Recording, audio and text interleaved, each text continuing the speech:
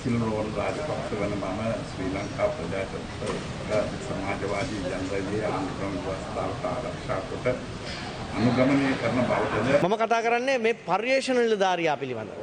හැම മന്ത്രിවරයෙකුට ලබා දීලා තියෙන පර්යේෂණ නිලධාරියා. මම හිතන්නේ මේ පර්යේෂණ නිලධාරියා විදිහට උපාධිධාරියෙක් වීමත් ඔහු රාජ්‍ය සේවය වීමත් ඉතා හොඳයි. ඉතින් අන්න ඒ තැනට ගිහිල්ලා ඔහු රාජ්‍ය සේවය කෙනෙක් විදිහට කටයුතු කරන අතරේ ඔහුට අවශ්‍ය සහයෝගය ලබා දීමෙන් වෙන්නේ පාර්ලිමේන්තුවේ ගුණාත්මක භාවය වැඩි වෙනවා. ඔබතුමාත් මමත් කතානායකතුමාත් අපි කවුරුත් පිළිගන්නවා අද පාර්ලිමේන්තුවේ മന്ത്രിවරුන්ගේ කතාවල තිබෙන හරයාත්මක ගුණාත්මක භාවයේ බරපතල බිඳ වැටීමක් තියෙනවා. ඒ නිසාම සමාජයට ලොකු වෛරයක් තියෙනවා පාර්ලිමේන්තුවේ 225 දෙනා පිළිබඳව. ඉතින් අන්න ඒක නැති කරන්න යම්කිසි ක්‍රියාමාර්ගයක් ගන්න පුළුවන්ද කියන එකයි මම ඔබතුමාගෙන් අහන්නේ. අපි දන්නවා දැන් පර්යේෂණ නිලධාරීන් විදියට විතරක් නෙමෙයි අමාත්‍යවරුන්ගේ රාජ්‍ය අමාත්‍යවරුන්ගේ മന്ത്രിවරුන්ගේ කාර්ය මණ්ඩලත් ලොකු සේවයක් කරනවා. ඒක කිසිම තර්කයක් නැහැ. ඉතින් මේ අය වෙනුවෙන් රජයක් විදියට අපි කටයුතු කරන්න අතිගරු ජනාධිපතිතුමාගේ සහාය, අග්‍රාමාත්‍යතුමාගේ සහාය, නව මුදල් අමාත්‍යතුමා බැසිල් රාජපක්ෂ මැතිතුමාගේ සහායත් අපි එකතු කරගෙන මේ සම්බන්ධයෙන් වැඩපිළිවෙලක් ගේන්න කටයුතු කරන්න මැදිහත් වෙනවා. කාලයක් වෙච්ච නැති දෙයක් අපි ක්‍රියාත්මක කරන්න ඉදිරියේදී කටයුතු කරන්න. තපුගස්කන්ධ පිරිපහදුව මුල්ගල තැබීම 1967 මැයි 7 වෙනිදා බොරතෙල් යොදා නිෂ්පාදන ක්‍රියාවලිය ආරම්භ කරන ලද දිනය 1969 අගෝස්තු 7 වෙනිදා නිල සමාරම්භක දිනය 1969 ඔක්තෝබර් මාසේ 22 වෙනිදා. ආ දෙක ආරම්භයේදී ධාරිතාවය දිනකට බැරල් 50000යි දැනට ධාරිතාවය දිනකට බැරල් 38000යි. තුන රටේ සමස්ත නිෂ්පාදන අවශ්‍යතාවය දේශීයව සැපයීමට අපේක්ෂා කරන බැවින් පවිතින තෙල් පිරිපාදුව නවීකරණය කිරීමටත් බැරල් ලක්ෂයක දෛනික ධාරිතාවයේ ඇති නව තෙල් පිරිපාදුවක් ස්ථාපිත කිරීමටත් පූර්ව ශක්්‍යතා අධ්‍යයනය නිම කර මේ දිනවල ශක්්‍යතා අධ්‍යයන කටයුතු අවසන් කරමින් පවතී.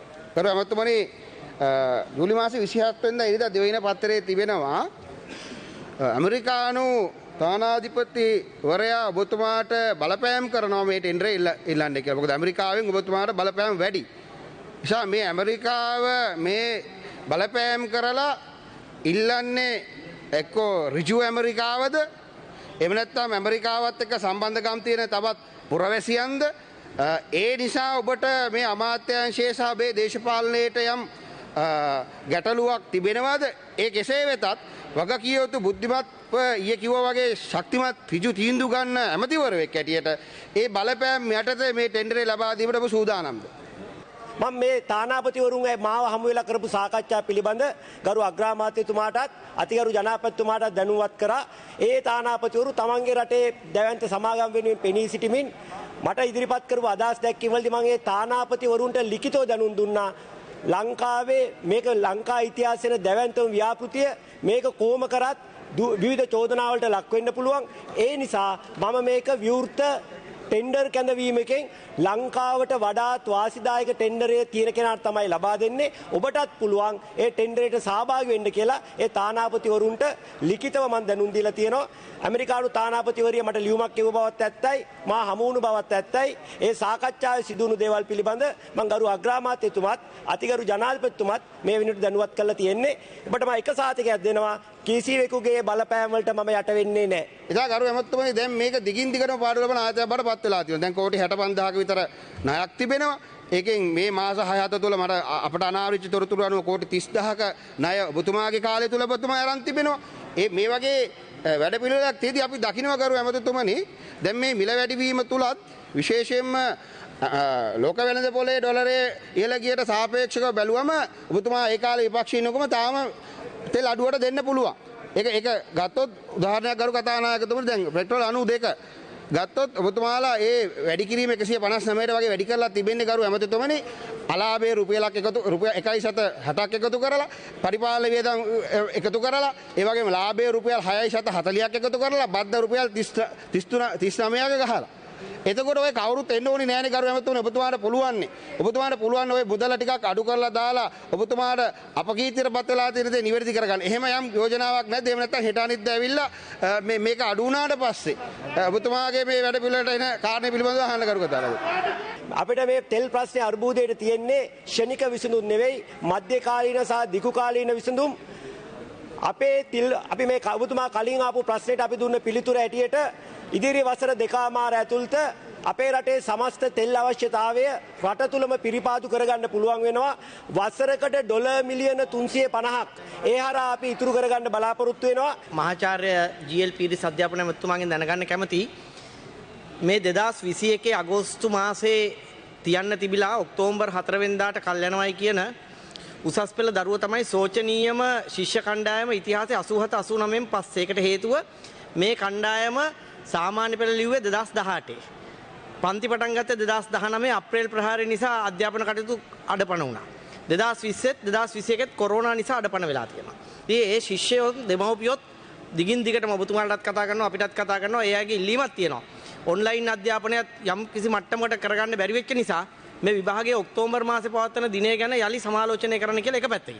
අනිත් පැත්තෙන් ඔබතුමාලා 5000ක් විදුහල්පතිවරු පත් කරන්න යන අය නියම ක්‍රමවේදයෙන් බැහැරව කියලා විදුහල්පති සංගම් විශාල විරෝධයක් පළ කරනවා. තුන්වෙනි කාරණය උපාධිධාරීන් පිරිසක් 30000කට ආසන උපාධිධාරීන් පිරිසක් දැනටත් ගුරු සේවයට සම්බන්ධ වෙලා ඉන්න මේ මෑතකදී පත්වීම් දුන්නු වරින් වර ඒ අයට නැවත විභාග තියලා ඒ අයව නැවත පෙළන්නට යනවායි කියලා. හැබැයි දකුණු පළාතේ අයට පත්වීම් දීලා අනිත් පළාත්වල දෙන්නේ නැහැයි කියලා. එතකොට මෙන්න මේ ප්‍රශ්න තුන මේ මොහොත වෙනකොට අධ්‍යාපන ශාස්ත්‍රයේ බරපතල විදිහට ඇති වෙලා තියෙනවා. මේ සම්බන්ධයෙන් අමාත්‍යාංශයට වැඩපිළිවෙලක් දැක්මක් තියෙනවා. ගරු කතානායකතුමනි, විභාග පැවැත්වීම පිළිබඳ ඒ ශිෂ්‍යයන් යම් දුෂ්කරතාවයන්ට පත් වුණා COVID-19 තත්ත්වය නිසා. ඒ සියල්ලක්ම සැලකීමට භාජනය කළා. ඒ විභාග යම් කිසි ප්‍රමාණයකට අපි කල් දානවද කියන එක තීරණය ගන්නවා. ඒක ශිෂ්‍යයන්ට සාධාරණ විදිහට අපි තීරණය ගන්නවා. අනිත් මම ගරු මන්ත්‍රීතුමාට කියන්න කැමතියි ගුරු පත්වීම් පිළිබඳ කිසිම අසාධාරණයක් හෝ වැරදි ක්‍රියාවක් වෙලා නැහැ. ඔබතුමාගේ අවධානය යොමු කරනවා 2020 දෙසැම්බර් සාමාන්‍ය පෙළ ලියපු දරුවන්ගේ තාම සාමාන්‍ය පෙළ විභාගේ ප්‍රතිඵල දෙන්න බැරි වෙලා තියෙනවා. ඒකට හේතුව බටහිර සංගීතය, නැගෙනහිර සංගීතය, ඒ කියන්නේ පෙරදිග සංගීතය, අපරදිග සංගීතය සහ නාට්‍ය රංග කලාව වැනි ප්‍රායෝගික විෂයන්ගේ නර්තනය ප්‍රායෝගික පරීක්ෂණ තාම පවත්වලා නැහැ. ඒතර ප්‍රායෝගික පරීක්ෂණ පවත්වන්න නැතුව ප්‍රතිඵල දෙන්නත් සමහර වෙලාවට කතා කරමින් ඉන්නවා. දැන් එක්ක ප්‍රායෝගික පරීක්ෂණ ඉක්මනට තියලා සාමාන්‍ය පෙළ ප්‍රතිඵල දෙන්න ඕනේ ඒ දරුවන්ට උසස් පෙළ විභාග පටන් ගන්න. එහෙම නැත්නම් ප්‍රායෝගික පරීක්ෂණය සම්බන්ධයෙන් තීන්දුවක් ගන්න ඕන. මේ සම්බන්ධයෙන් උත් අමාත්‍යාංශයේ යම් කිසි වැඩ පිළිවෙලක් තියෙනවද? ඒ සියලු ගැටලු ඇති වෙලා තියෙන්නේ ගරු කතානායකතුමනි මේ COVID-19 සෞඛ්‍ය තත්ත්වය නිසා. ඒතොර එතන වෙලා තියෙන්නේ මේ අනිත් ප්‍රශ්න පත්‍ර පිළිබඳ නෙවෙයි ඔය මේ ප්‍රායෝගික මේ ප්‍රැක්ටිකල් ටෙස්ට් පිළිබඳව. ඉතින් ඒ සම්බන්ධයෙන් අපි හැකියතාක් ඉක්මනට ඒ පරීක්ෂණ පවත්වලා අවශ්‍ය කටයුතු කිරීමට අපි උත්සාහ දරනවා. පක්ෂ නායක රැස්වීම් ගණනාවකදී මා විසින් මහ බැංකු වාර්තාව පිළිබඳව විවාදයක් අවශ්‍ය බව කියා සිටියා. ගියවර පක්ෂ නායක රැස්වීමේදී එකඟුණා මේ සතිය ලබා දෙන බව. ඒ අනුව හෙට එම විවාදය ලබා දීලා තිබෙනවා. ගරු කතානායකතුමනි, මේ විවාදය සඳහා යෝජනාව මා විසින් ඔබතුමාට බාර දීලා තිබෙනවා. මට දැනගන්න කැමති ඔබතුමාගේ ස්ථාවරයේ විවාදේ මා බාර දීපු විවාදයට පැවැත්වෙනවද කියලා. විවාදයේ රජය මගින් යොමු කරනවා කියලා තමයි මට දැනෙන්නේ. ඒක තමයි කතානායකතුමා මහන ප්‍රශ්නේ. විවාදය අවස්ථා ගණනාවකදී මා විසින් ඉදිරිපත් කරා. ඒ සඳහා යෝජනාව මා බාර දී තිබෙනවා. හැබැයි යෝජනාව බාර දෙනකොට ආණ්ඩුව පැත්තේ විවාදයක් ඒ යෝජනාව බාර තිබෙනව ප්‍රකාශ කරනවා. ඔබතුමාගෙන් මම දැනගන්න කැමතියි. ඔබතුමා කතානායකතුමා ඔබතුමාගේ මුලාසනයෙන් තමයි අපි පක්ෂ නායක රැස්වීම එළඹෙන්නේ. ඒ එළඹෙච්ච ගතු තීරණය ඔබතුමා දන්නවා.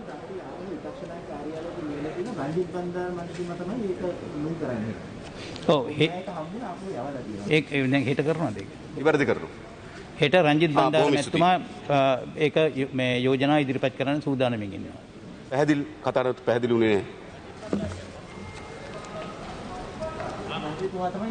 ඔව්. ඔබතුමාට රංජිත් බණ්ඩාර මන්ත්‍රීතුමා ඒ යෝජනාව ඉදිරිපත් කරන්න සූදානම්ින් ඉන්නවා හෙට. අරු කතානායකතුමනි, එතුමා ආණ්ඩුවේ වාඩි වෙලා ඉන්නේ මේ පැත්තේ තමයි. ඔබතුමා මේ පැත්තේ වාඩි වෙලා ඉන්න ඔක්කොම විපක්ෂ ලෙස සලකන්න එපා. මවිසින් ඔබතුමා දන්නවා මවිසින් අවස්ථා ගණනාවකදී මේ විවාදය ඉල්ලා සිටියා. පක්ෂ නායක රැස්වීමේදී එකඟතාවයට ආවා. ඒ විවාදේ පැවැත්වීමේදී කාලය පවා මා වැඩිපුර ඉල්ලා හිටියා. දැන් යෝජනාව මේ ආණ්ඩු පක්ෂෙම නැවත ඉදිරිපත් කරන එක යුක්ති සහගත නැහැ. අපි සිකුරාදා මේක කතා කරනකොට විරුද්ධ පක්ෂයේ ඉල්ලා සිටියා ගම්මන්පිල ඇමතුමාට විරුද්ධ විශ්වාස භංග යෝජනාව ගන්න ඕනේ කියලා. සිකුරාදා. ඒක තමයි ඉල්ලීම. අපි ඒ අතර මුලදීම අපි කිව්වා ඒ නෙමෙයි අපි සෙන්ට්‍රල් බැංක් විවාදේ ගන්නවා කියලා. ඒක මේ මිනිට් එකේ තියෙන ගවර්න්මන්ට් මේ මිනිට් එක පැහැදිලි. ඉතින් මිනිට්ස් වැරදි කියනවා නම් let us not go by minutes in future. Again which shows that there's another attempt for anarchy. I repeat, these are all anarchist ideas. They first agree and we agree. අපි adjournment debates දෙකක් මේ සුමාන විපක්ෂයට දීලා තියෙනවා. You go to the original decisions of adjournment debates. We have given. So to facilitate also, we have done this so that the adjournment debate will not be postponed. Right. If you all want, we can postpone. If you don't want to have the adjournment debate tomorrow, you can summon take it up at the next party leaders where the minutes are being challenged. Sir, if minutes are going to be challenged in this manner, that is very irresponsible because you're chair in this committee. We have not gone and challenged the minutes when it's unfavorable to us. No. සංචාරක කර්මාන්තයේ නියුතුව සිටින සුළු හා මධ්‍ය පරිමාණ ව්‍යාපාරිකයන්ට Covid වසංගතයේ හේතුවෙන් මූණ පෑමට සිදුවී ඇති ගැටලුකාරී තත්ත්වය මෙම සභාවේ අවධානයට යොමු කරනු කැමැත්තෙමි.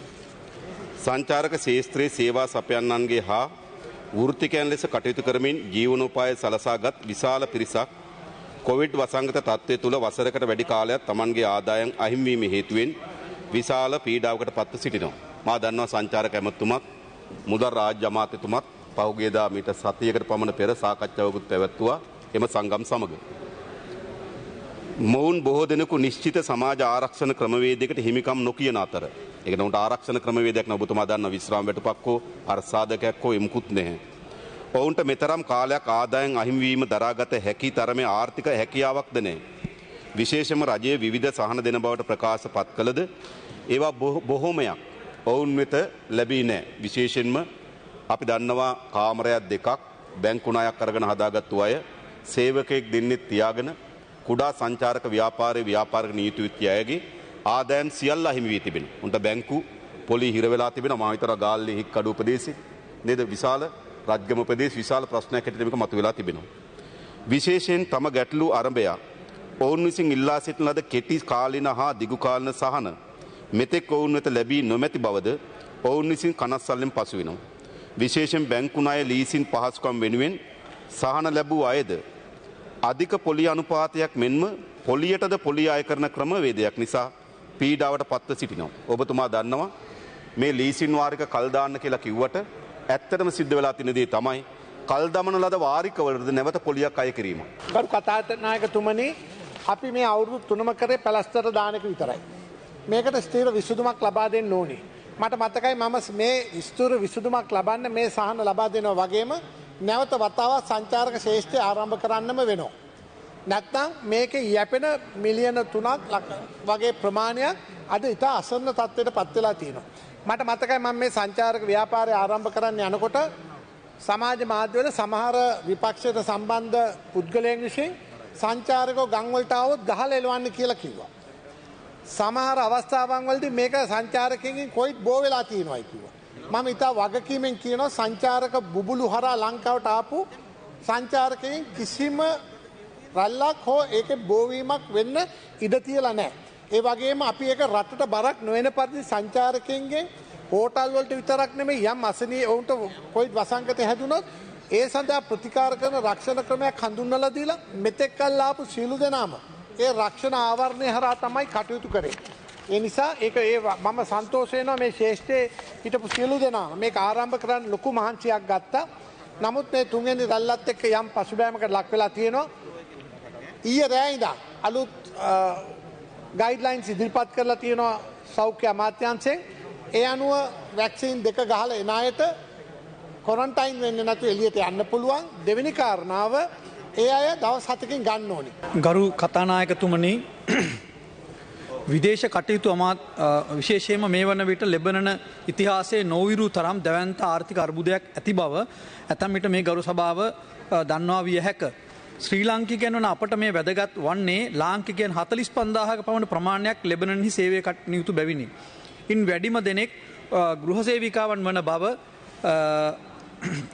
ආමුතුවෙන් කියයුතු නොවේ. එහි සිටින ඇතැම් අය වසර 25ක් වැනි දීර්ඝ කාලයක් තිස්සේ සේවය කරනන් බවත් ඔවුහු තම ඉපෙයින් මව්බිම වෙත ප්‍රේෂණය කරමින් කරන ලද සේවය අපි ඇගී යුත්තෙමු. මම මෙම අවස්ථාවේ මේ ගරු සභාවට ඉදිරිපත් කරන්නට යන්නේ ලෙබනනය සම්බන්ධයෙන් ලෝක බැංකුව විසින් 2021 ජුනි 1 වන දින දාතමින් නිකුත් කර ඇති මාධ්‍ය නිවේදනයක් පිළිබඳවයි. එම වාර්තා අනුව ලෙබනනය වහා ගිනිගන්නා සුළු තත්ත්වයකට ආර්ථික වශයෙන් පත් ඇති බව දන්වා තිබෙනවා. නමුත් ලෙබනනේ ඇතිවිලා තියෙන ඒ සමාජ හා ආර්ථික ඒ ප්‍රශ්නය මත අපිට ලෙබනනේ කවුරු එන්න ඕන කියලා කියනවනම් ඒ හැට අපිට උදව් කරන්න පුළුවන්. නමුත් ඒ එන්න කැමති නෑ. එහෙම කැමති කියන පිරිසක් ඉන්නවනම් ඔවුන් ලංකාවට ගෙනීමට අපේ කාර්යාංශය සූදානම්. එකී පනත් කෙටුම්පතේ අරමුණු එහි දීර්ඝනාමයේ පහත සඳහන් පරිදි දැක්වේ. ජෙනරාල් ශ්‍රීමන්ත් ජෝන් කොතලාවල ජාතික ආරක්ෂක විශ්වවිද්‍යාලය පිහිටුවීම පවත්වාගෙන යාම සහ පරිපාලනය කිරීම සඳහා විධිවිධාන සැලැස්වීම.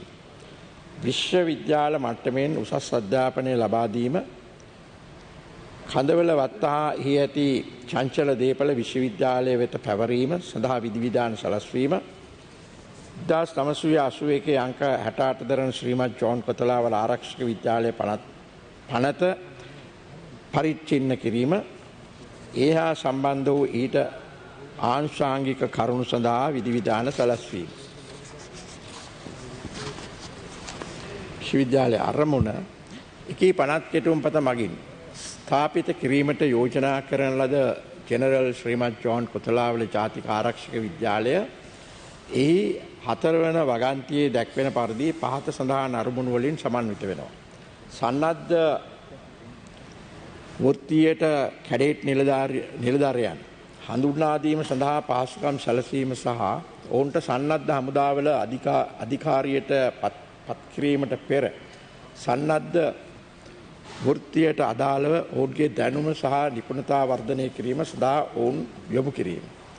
කැඩෙට් නිලධාරීන්ට සන්නද්ධ හමුදාවල නිලධාරියන්ට රාජ්‍ය සේවකයන්ට සහ වෙනත් තැනැත්තන්ට උපාධි ඩිප්ලෝමා සහ අනෙකුත් ශාස්ත්‍රීය ප්‍රවීණතා ප්‍රදානය කිරීමට හේතු වන්නා වූ අධ්‍යයනය අංශයන් සම්බන්ධයෙන් අධ්‍යයන පාඨමාලා සහ උපදෙස් සැපයීම. කැඩෙට් නිලධාරියන්ගේ චරිතය ආත්ම විශ්වාසය සහ නායකත්ව ගුණාංග වැඩි දියුණු කිරීම සඳහා කැඩෙට් නිලධාරියන් අතර මිත්‍රත්වය පිළිබඳ හැඟීම් සහ හොඳිහිත නම්වාලීම සහ ඔවුන් අතර අවබෝධය ප්‍රවර්ධනය කිරීම.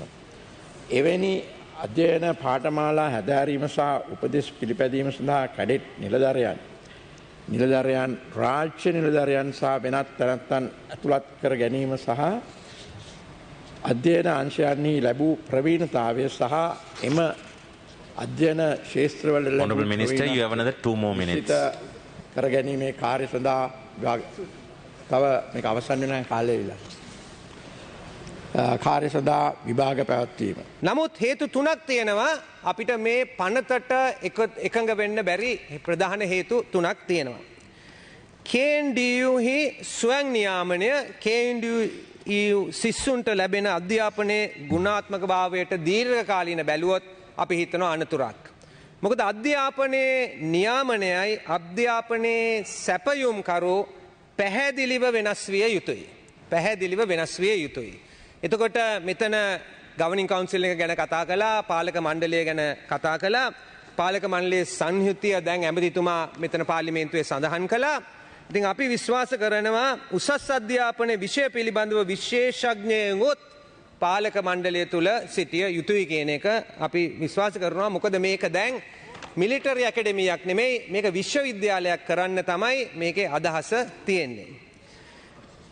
මිලිටරි විශ්වවිද්‍යාලයක් තුළින් උසස් අධ්‍යාපනය සැපයීමේ ඌනතාවය විසඳෙන්නේ නැහැ. කියන රටේ ඊට වැඩිය ලොකු ප්‍රශ්නයක් තියෙනවා. ඒ ප්‍රශ්නේ ඇවිල්ලා විශ්වවිද්‍යාලයට යන්න සුදුසුකම් ලබන පුද්ගලයන් හුඟක් ඉන්නවා. රජ විශ්වවිද්‍යාලයට යන සංඛ්‍යාව 35000ක් හරි කීයක් හරි අවුරුද්දකට වෙනවා. ඒක ක්‍රමයෙන් ටික වැඩි වේගන යනවා.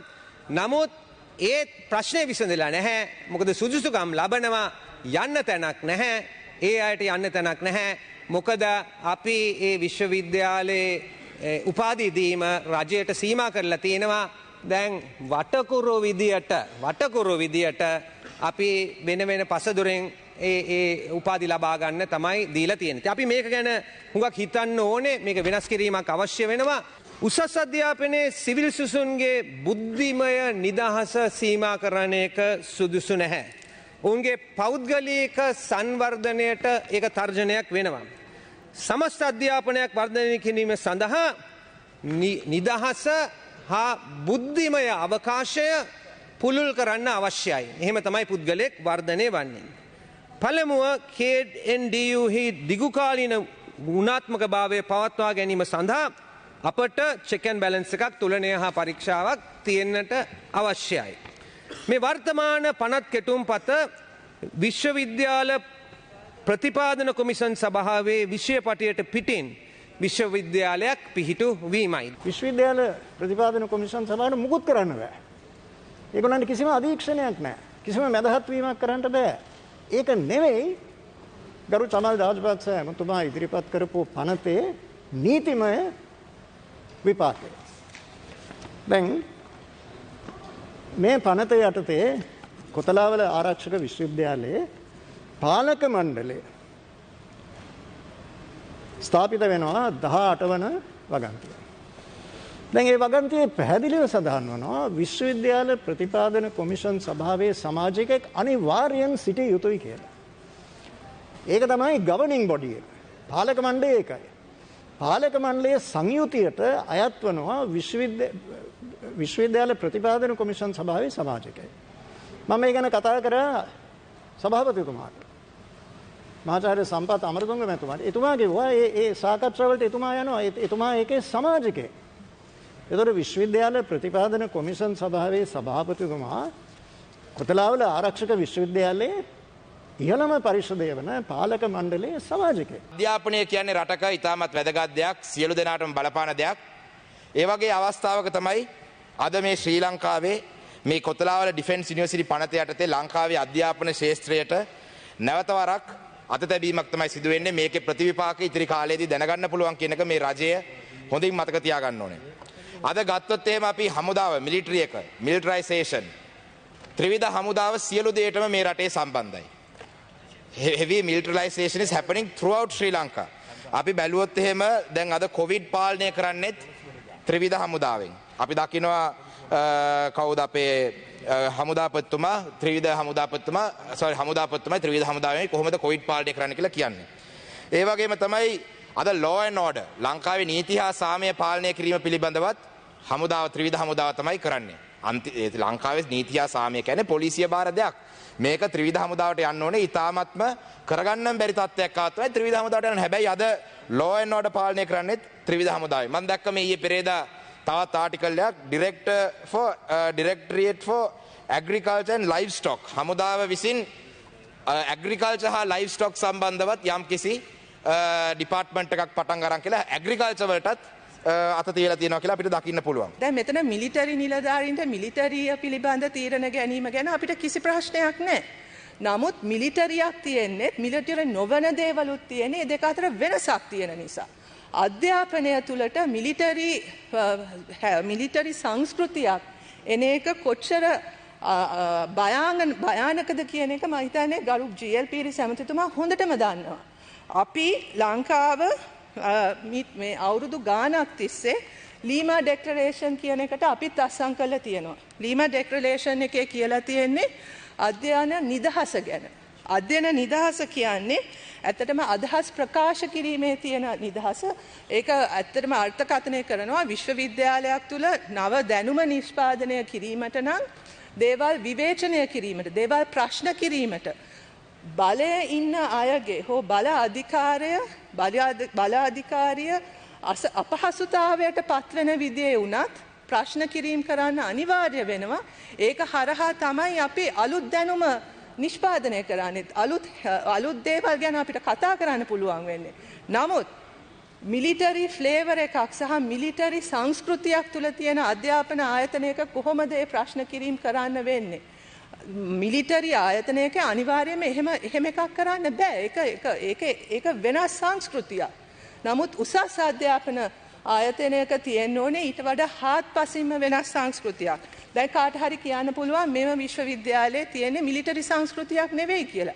නමුත් දැනට පවතින විශ්වවිද්‍යාලය තුලත් ශිෂ්‍යාවන්ට ලබා දෙන අත්පොතේ මෙහෙම තියෙනවා.